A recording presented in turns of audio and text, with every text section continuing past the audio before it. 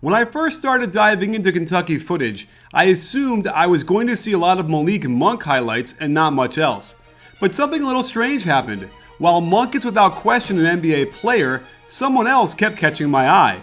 A guy with absurd quickness and explosion, and with the potential on defense that translates into being a star in the NBA. Even before De'Aaron Fox destroyed UCLA with 39 electrifying points, I had already been in love with his game. He's a guy who has John Wall speed, but who also reminds me a little bit of Mike Conley. For what it's worth, Conley, who's a fellow lefty, also struggled with his jump shot, but is now an elite three-point shooter on high volume. Before we get into his jump shot mechanics, let's get into what he does best, and that is push the ball in transition.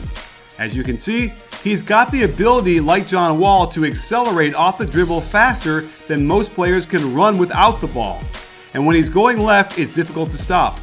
Even coming down the right side, if the defense doesn't take away the left-handed drive, he'll display more than just speed. He's got serious hops and hang time too. While he is very lefty dominant, he has shown the ability to control his speed and balance by euro-stepping and finishing a very tough off-foot righty layup. Speaking of hops, he has the potential to be a highlight reel every night when he's on the court with other pros that can push the ball and find him on lobs like this. And he could also turn into that rare NBA player who simply has the athletic prowess to beat everybody down the court for vicious dunks. That said, as a young freshman, he has struggled with harnessing his incredible power and speed, oftentimes caught in midair with that much of a game plan that results in errant shots. Pro defenses will scout him and know about his over-reliance on going left, and even on a move like this, which is a beauty, at the pro level probably gets swatted into the stands. And as a lead guard running the break, he wasn't stellar in his turnover rate, usually because his decision-making on his passing was questionable or the timing is way off. This is something he'll naturally improve upon with more experience, but it is certainly a question mark as he moves on to the next level. Let's move to the pick and roll, where he performed quite well out of Kentucky's offense. That said, he's infinitely more comfortable going to his left, where his off-the-dribble jumper is better than his catch and shoots. There have been lefties in the past who were hindered by their need to go left so often, and NBA coaches are smart enough to control the pick and roll action to allow him to go left as much as possible, where he can use his wiry strength to absorb contact and finish softly with touch. And there's a level of craftiness to his game, where he uses the up and under to scoop in this nifty finger roll. Going to his right isn't as natural for him, as he gets stuck desperately trying to shoot back across his body with the left for a bad miss. NBA teams will force him to the right on pick and rolls until he can figure out how to stop going back against his body to try and make plays. And there will be a learning curve as he tries to improve, since shots like these aren't good enough against top college team defense, much less rim protectors like the Stifle Tower in Utah. While there are moments when he has good vision and can make the nice pass to the roll man, the majority of his assists out of the pick and roll come from the easiest and safest choice of pick and pop, hitting the open man, but nothing spectacular. Let's move on to his ability to spot up from the perimeter, a very useful skill in the NBA that often sees guards play both backcourt spots.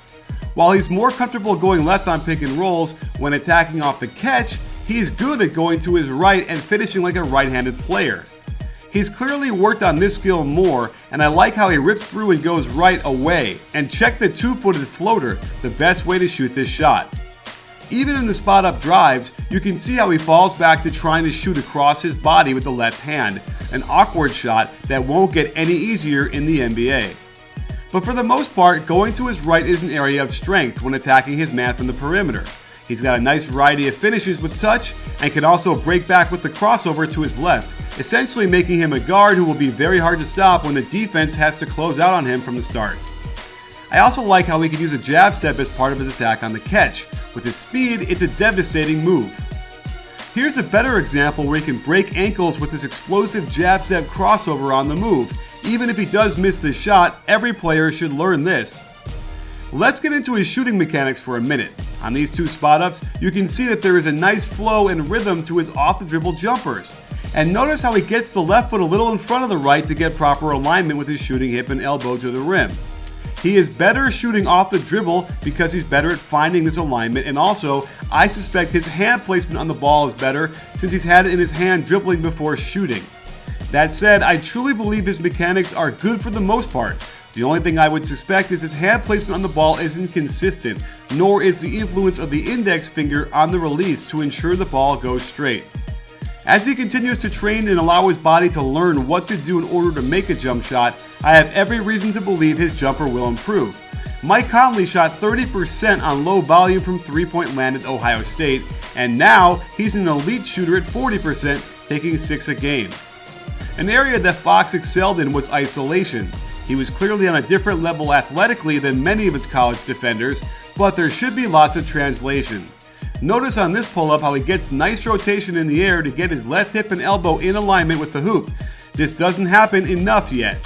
It's also good to see a kid so young have enough confidence in himself to want to take over a possession like this, and more evidence that his off-the-dribble jumper is farther along than his catch and shoot. He also has that knack for making non-traditional shots by sheer force of his talent. On this finish, yet another example of how he loves to open up across his body to get it off left-handed, a shot that I predict won't be successful at the next level. And another question is if he's strong enough to handle banging with the big boys on his way to the hoop. Here, he loses his balance and all his power is nullified by a simple bump. Getting back to his assist game, like we mentioned before, he's solid in his passing skills, nothing flashy or fancy, but he's accurate with good timing. He does a nice job keeping his head up and scanning the floor looking for cutters, and also uses his athletic ability to be able to hang in the air. Again, here's his action going back across his body, but this is a nice find on the money for a 3-ball assist. Either way, he doesn't have supreme court vision, but he's good enough to run a team and find shooters after drives to the hoop. So let's talk about his defense, because I want to like his defense, I really do, but it's just not where it needs to be yet. I like his energy, and he has the ability to make plays for sure, but his footwork is inefficient. He takes too many steps in the wrong direction that yield openings for his man. His first step tends to always be forward, which is a recipe for getting beat almost every time, and in the pros, his quickness won't be enough to allow him to recover. Watch his left foot step forward first, and he then wants to hop back to cut him off, but that's giving too much space to the shooter. Remember, this will be NBA shooters he's guarding next year. Watch his right foot as it has to shift up towards the half court first, giving his man an extra step that he can't recover from to contest. He also takes too steep of an angle at times, preventing him from staying closer to his man, and these are openings that will just kill him in the NBA.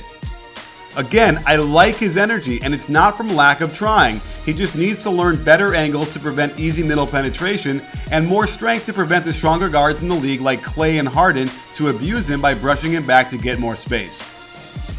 Fox does know how to use his quickness to steal passes that can lead to more highlight dunks in transition. And he can dig down really quickly to torment post players who turn their head. And just watch how he doesn't give up on this play to get the steal from behind. There definitely seems to be a theme of his aggressive attack from the weak side, in a flash, sneaking in on the pass to either steal it or deflect it away. So there you have it, sports fans. De'Aaron Fox has all the physical tools to be an elite level guard in the NBA. Of course, there is a ton of work to be done, fixing some minor issues with his jump shot by cleaning up the footwork a little bit and adjusting the way he grips the ball, to getting with some NBA level defensive coaches to make his footwork much more efficient and tap into all that energy and potential to be a disruptive force.